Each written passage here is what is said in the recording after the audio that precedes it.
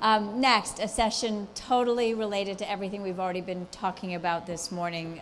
We've called it Silicon Prairie Tech in Texas, and our aim here is to get a deeper understanding of the tech landscape here, the opportunities that exist, and also the challenges. To help us do that, please welcome Trey Bowles. He is CEO and co-founder of the Dallas Entrepreneur Center. Molly Cain is Executive Director of Tech Wildcatters.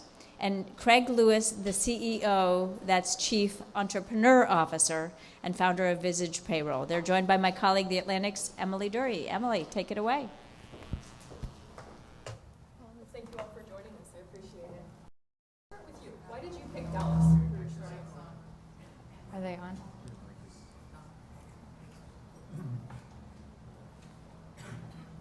Testing. Can you guys hear?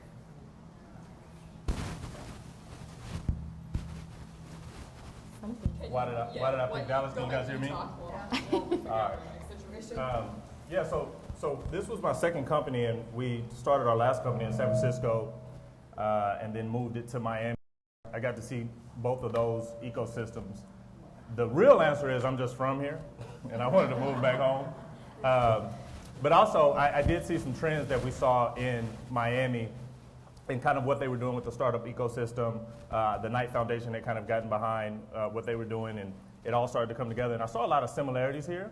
And then with all of the resources, access to capital, and the entrepreneurial spirit that exists in Dallas, I just thought it would be a good place to start a business. And then my mom cooks really well. That's a great reason. So Trey, if you could talk about how this city has been transforming in the past couple of years, what's changed? Well, I think what we've seen in the last couple of years especially is an aggregation of entrepreneurs, an aggregation of innovators. I think they were there before. The city's built on the shoulders of innovators and entrepreneurs. If you look at some of the amazing corporations that have been built over time, and the corporations that are here now. But I think specifically as we started to see the community come together and connect, these organic collisions began to happen. People all started to pour in and figure out how they can serve that community, and as a result, we're seeing exponential growth in the entrepreneurial community.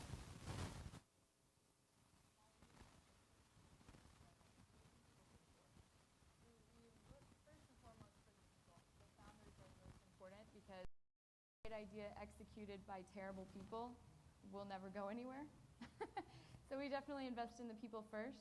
We invest in ambitious individuals and great ideas. We have a really great pulse on what industries are hot based on the applications that come in. We'll usually see a very strong trend. We'll also have our investors tell us, be looking at this, be looking for this, pay attention to these things, and we'll actively recruit them from all over the world. Got it.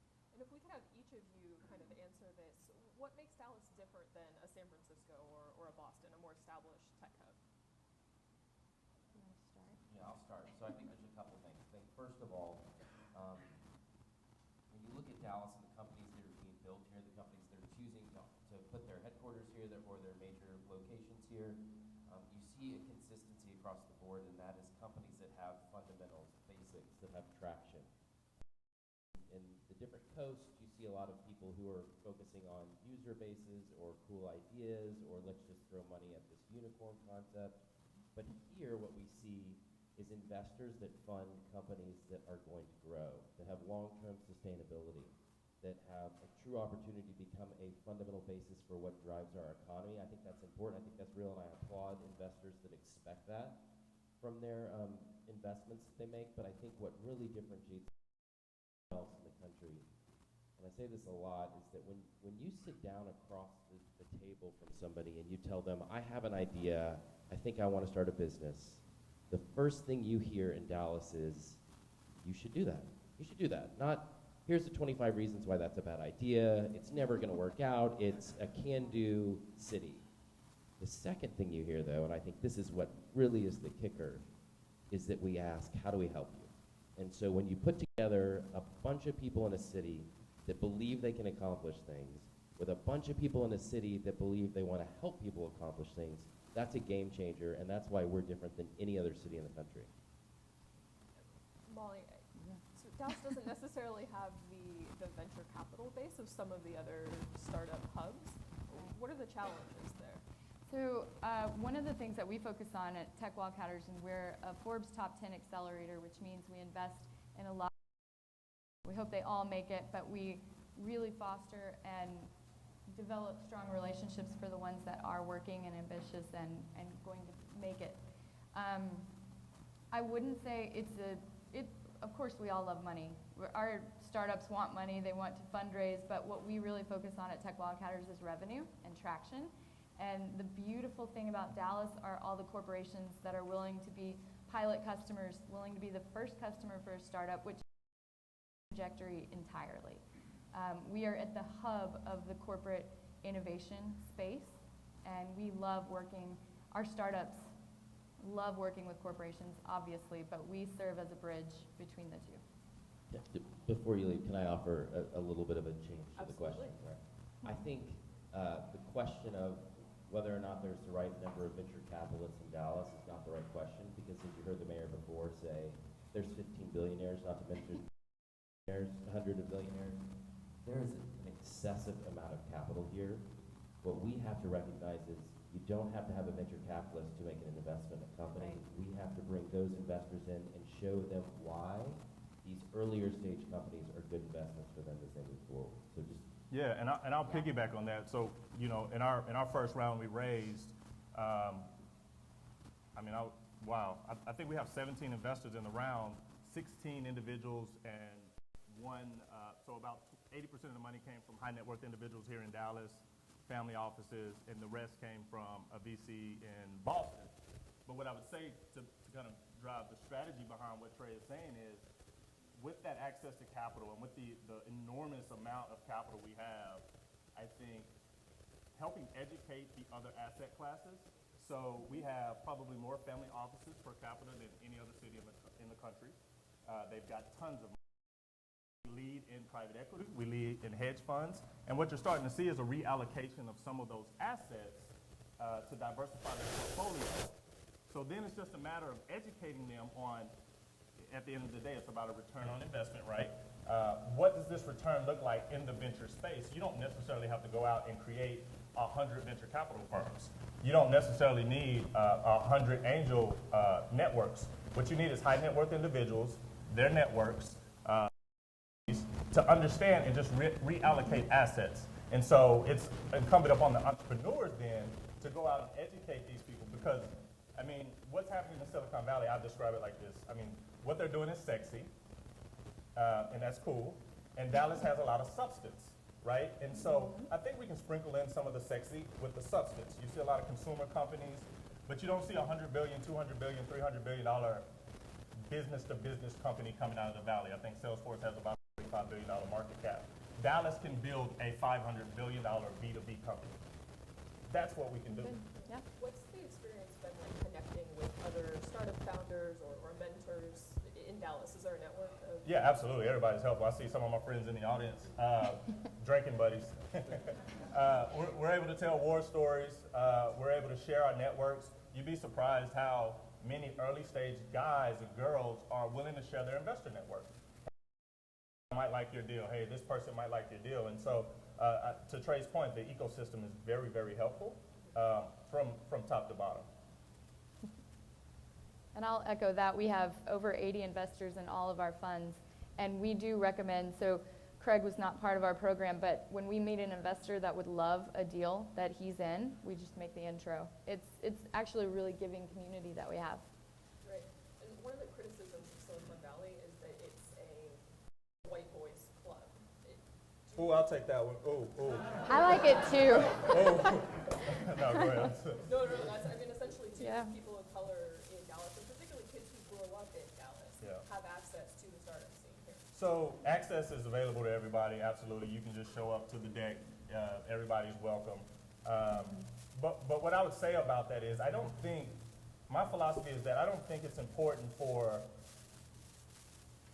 I think the reason is made available is important not because, oh, woe is me, we need your help, we'd like to get some of your venture money, oh, we'd like your investment. The minority communities have a tremendous value add to businesses. I see things differently than some people see them. When Mayor Mike Rollins was up here talking about free lunch, I know what free lunch is. When he was talking about lower end jobs, I know what that looks like. My uncles, my dad, so I'm able to look at a business from a completely different perspective. We run a payroll company where we're paying hourly workers and contractors.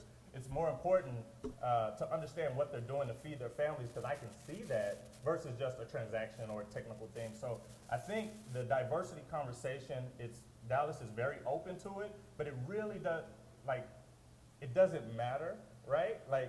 We've got opportunity. Technology is not Cisco anymore. It's the iPhone in your hand. We all have access to it. Do it, and we bring value to the table, right? And so that's why the investment should be made. That's why the partnership should happen. The customer should come, because a diverse community brings new approaches to the startup ecosystem. Right, absolutely. And Trey, do you think, we heard a bit about the school system in the last panel, but do you think that Dallas has a school system that's capable of producing students who have the skills to enter the startup scene or to be entrepreneurs? Absolutely. My favorite things about entrepreneurship is that I believe that entrepreneurship knows no bias. Doesn't care whether you're a man or a woman, or what color you are, or what age you are. And so I think we need to treat the students in our schools as though they have the opportunity to achieve anything they can. And part of that, I think it's a two-step process, and I'll let Miguel Solis talk about this later. But the first one is education, and educating these students as to what is possible, what is available, what to do versus what they're just seeing in their general community. And two is then making that available to them. So we work with a lot of students in schools and things like that to try to help open their minds. There's other groups in town like Nifty that does a lot of work in that space too. But I think there's more than enough opportunity if we spend the time to go into the schools and the communities and invest to show them what's available and then make that available to them as well. Talking to potential startup founders or investors, are most of them local, or are they coming from out of state or even out of the country? So when we launched in 2009, we were making phone calls to local startups, please come in. Last year, I met 2 of our startups that are currently in our class in Dublin. We've got teams from Hong Kong, we've got teams from Guadalajara, Canada, Ukraine.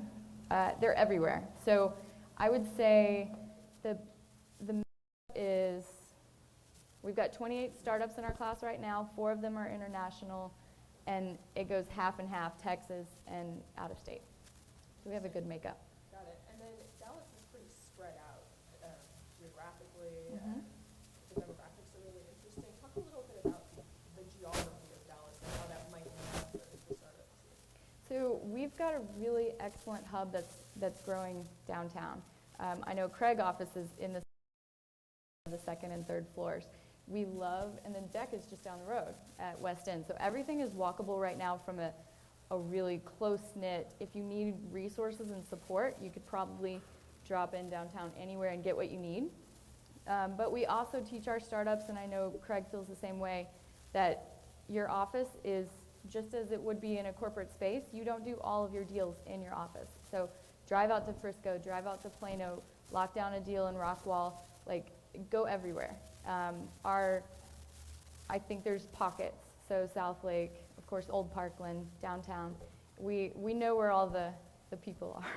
We know where everyone is. I think density is an important point that you're making, right? Mm-hmm. That when you look at entrepreneurial communities that are really excelling in New York and Boston, San Francisco, yeah, you see that density. I think we have that in downtown, but I think there's also a recognition of the fact that we live in a 9,200 square mile region, and in that region, an entrepreneur that lives in McKinney or Saxe or Melissa or Frisco or wherever is no less an entrepreneur than one that lives downtown Dallas. And they shouldn't have to drive down here in order to be able to receive the tools and resources that are available to them.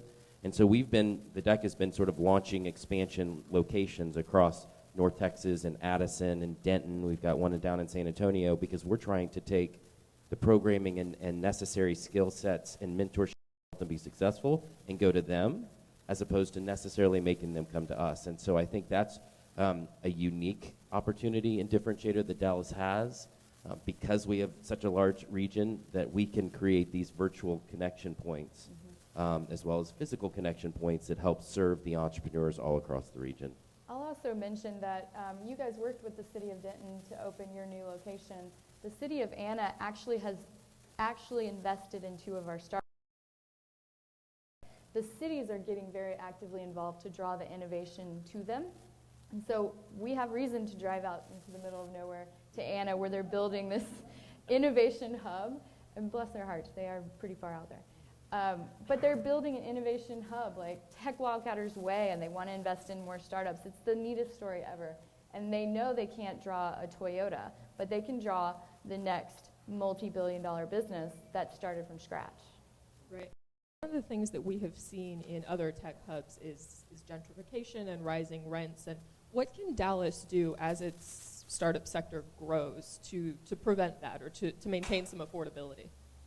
Well, we got a good head start. I mean, even when you think about residentially, to own a home, you only need about $51,000 here, which ranks amongst the highest of kind of the tech ecosystem. So I think we will definitely have to continue to focus on, rent and things like that. But I think we have a tremendous head start already because of the cost of living. And so, at the beginning you said, why Dallas? Well, San Francisco and Miami are a bit more expensive too, right?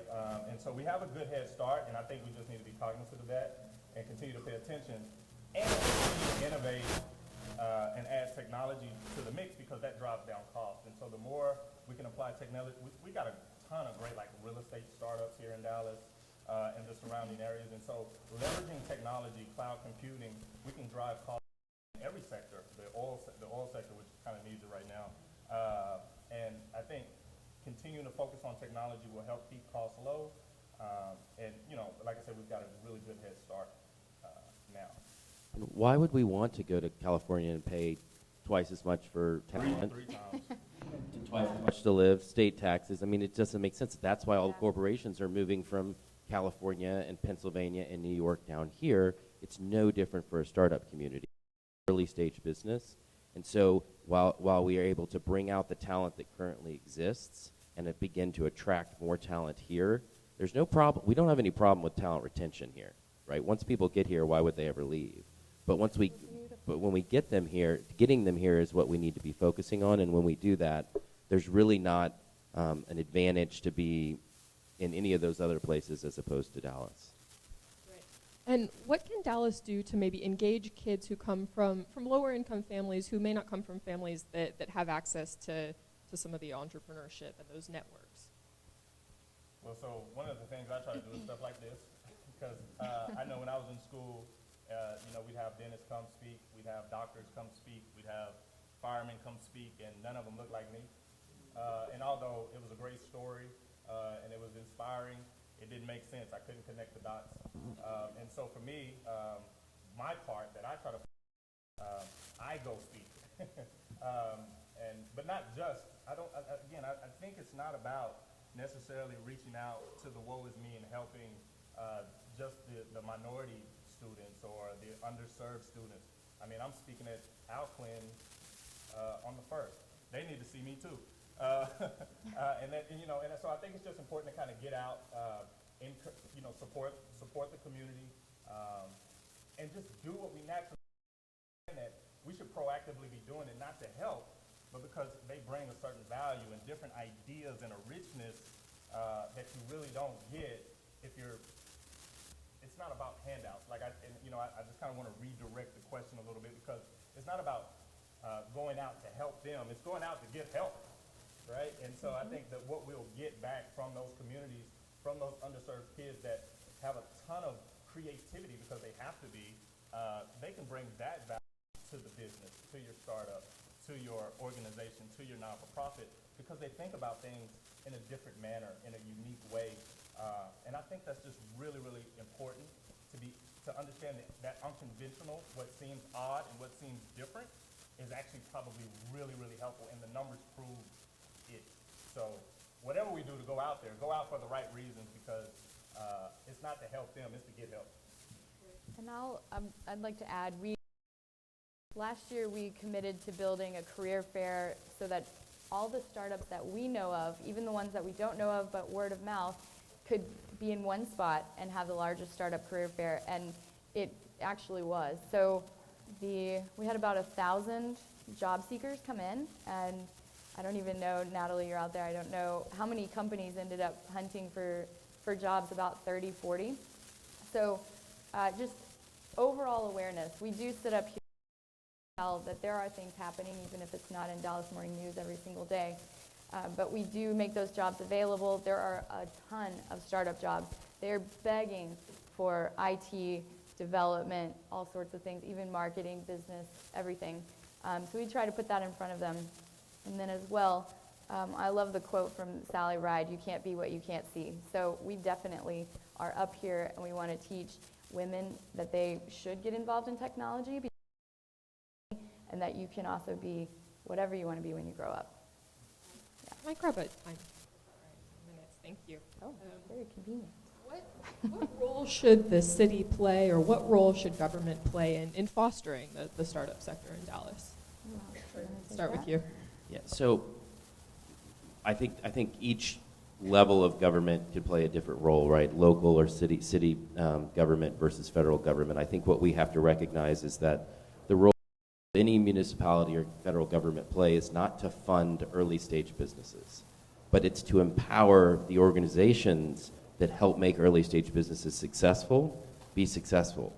I think one of the things that we often talk about that makes Dallas unique as well is the fact that in order to build a strong and robust entrepreneurial ecosystem, it's not just about connecting investors and entrepreneurs. They are important stakeholders, but those stakeholders do include local municipalities, corporations, media outlets, mentors, incubators, accelerators, co-working spaces, academic institutions. And if we all are able to look around, we always tell entrepreneurs, don't ever leave a meeting without an ask.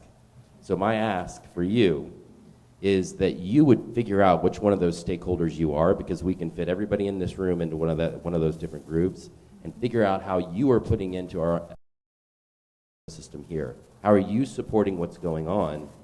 And so I think for our city has some entrepreneurial activities coming out of their economic development group called Brain, and they do a lot of events at the main library over here and connecting with the different communities. There's lots of governmental organizations like the SBA and SCORE and SBDCs. I mean, I think those are all different groups that play a role. But I think, my argument in Washington is fund the organizations that are making these companies be successful. Don't fund the organizations directly. Molly, did you want to weigh in on that? Yeah, we often say feed the feeder system. So decide what you have the most interest in, and governments can definitely do that. So we are a major job creator. We've created over 450 jobs out of the 72 startups that we've funded. This year we're committed to funding up to 100 startups, so we're just kind of blowing that number out of the water. I'm a little over. But yeah, so feed the feeder system. Find the organization that works best for you and what you love about what they're contributing to the community. We're making jobs. We're getting startups from the Ukraine to move here and stay here forever, which completely injects cash and success into Dallas. So figure out where you fit in. And then quickly, before we go to questions, we'll move to questions in a minute. Craig, if you could kind of weigh in, I mean, you're running a successful startup. The key ingredients? Great question. Great question. So I think for me, I'm a big contrarian in that, a lot of people talk about the execution being really, really important. I'm a fan of the idea. I'm a fan of falling in love with an idea because it's going to be hard. No matter if you have all the key ingredients, it's going to get really, really hard. And if you're not in love with that idea, you'll probably quit. Somebody will offer you a job with a great salary. Or your wife will look at you the wrong way one night and say, why are we going into debt? And you'll quit. And so I'm a big fan of the very first step is for people to find ideas that they can fall in love with. Now, once you do that, you've got to be willing to go all in and do whatever it takes. Funding can be an important part of it, but I think just waking up and continuing to go, doing it every day, you've got to push, right? All the other stuff, I mean, you can get really specific in them do it. But for me, it's about the emotion, it's about the energy, it's about the passion, the willingness to get it done. You've got to push, persist until something happens. You just got to keep going, and you'll figure out the money, you'll figure out how to hire staff, you'll figure out who to partner with, what accelerator you want to go through, what city you want to be in, Anna or Dallas. You'll figure all that out, but you got to fall in love with the idea. And I think that's the most important thing. And on that note, we can move to some audience questions if anybody has one. Got one front and another toward the back. Okay, let's go with this one in the front. Thank you. I've lived in Frisco for 7 years now. I've been very impressed by the fact that they focus on sports as their economic development strategy. And what's also impressive about it is that they have a very good working relationship with private companies and the city council and government there. Also the school system. The crowning jewel, of course, is persuading the Dallas Cowboys to move their headquarters there. And a good example of comparing how their philosophy runs throughout their system is that, compared with Allen, Frisco has 8 football teams, which all will be playing the launching of the indoor stadium at Frisco in August. And I just wondered if Dallas has any sort of focal point in economic development in a similar way. Are they focused on a certain specific number of areas that will give them kind of an identity to attract new investment? Can I take that? Yeah, well, none of us work for the City of Dallas's Economic Development Group. I think Richard's in the back. You can talk to him if you have questions. But I think what we're trying to do across the board is to create a better place to live, work, and play. And you're seeing, the mayor talked about the amazing things. The Cedars, I was over having breakfast in Deep Ellum today. There's a massive amount of development going over there. The West End is launching a smart cities initiative and innovation district. You've got stuff that's going on in this proper area of downtown, and then as we move out, there's an enormous amount of work going on here. I think the key, and I think what our economic development group tries to do and does well, is figuring out how do you partner the work and initiatives of the city to empower and support private organizations to help build and make the city work. And so as we see this continued growth and we see what happened with the farmers market as it was privatized, obviously they're talking about whether or not you do the same thing in Fair Park. You've got the Trinity Corridor, which is amazing. I think we have a lot coming ahead of us, but I think the key is making sure that your plans and initiatives are aligned. And what the Economic Development Group at Dallas knows really well is the city of Dallas and what they can do to help empower that. And then we as businesses have to do to help build up the right locations and opportunities, which may be similar to Frisco, it may be different. It's based on the particular needs and opportunities in our community. I just wanted to piggyback that too. And so I don't know that sports is the answer, but I think the reoccurring theme that I kind of see is whether you're talking about the West End or like I'm on the board for Friends of Fair Park, and innovation seems to be like the reoccurring theme. I don't know that if that's what it's going to be, and there's this subset of technology under it. But I think Dallas in general, you're starting to see innovation being talked about at the city level, at the business level, all the way down to, these startups. And so I think there could be an attraction and an allure around innovating things, right? And a subset of technology under that. And I saw a hand in the back right over there. If we could get a mic over there.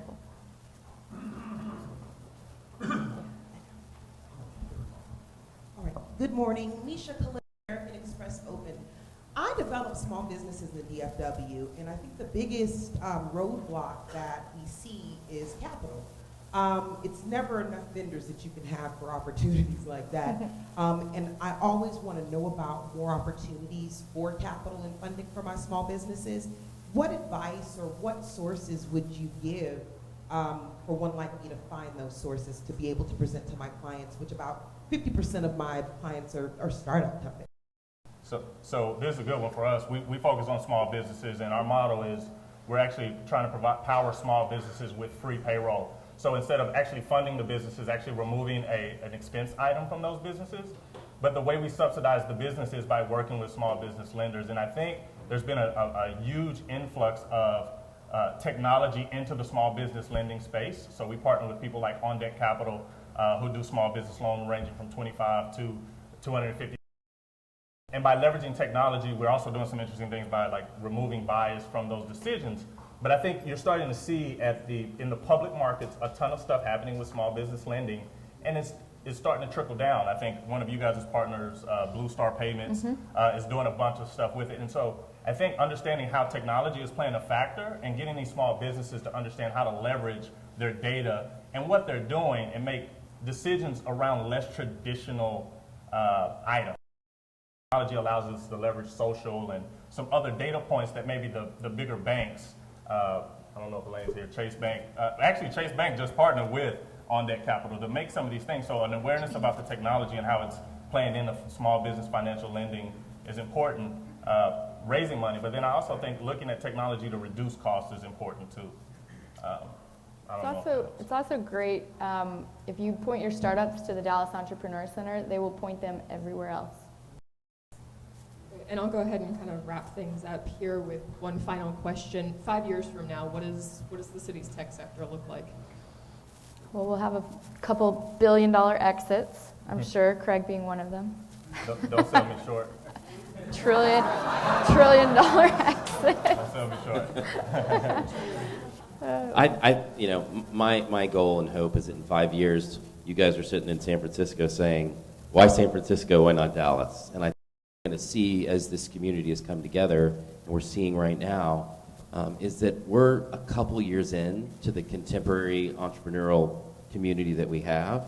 And so in a couple more years, you're going to see these exits. You're going to see things happen. And what's great is because these startups have gone through this ecosystem. When they get out, when they exit, they're going to plug right back in. They're going to put their capital back in. They're going to put their time back in. They're going to put their efforts. There's going to be jobs created, and people are going to continue to just build and grow. And so I think what you'll see in 5 years, what you've seen in 3 years, is exponential change as it pertains to this community. I think the problem that we have in Dallas is not, are we the best place in the country to start a business, but rather we should be telling other people why we're the best place in the country to start a business. Right. Well, thank you all for joining us. I appreciate it. I'll go ahead and hand it back to Margaret now. Thank you. Thank you.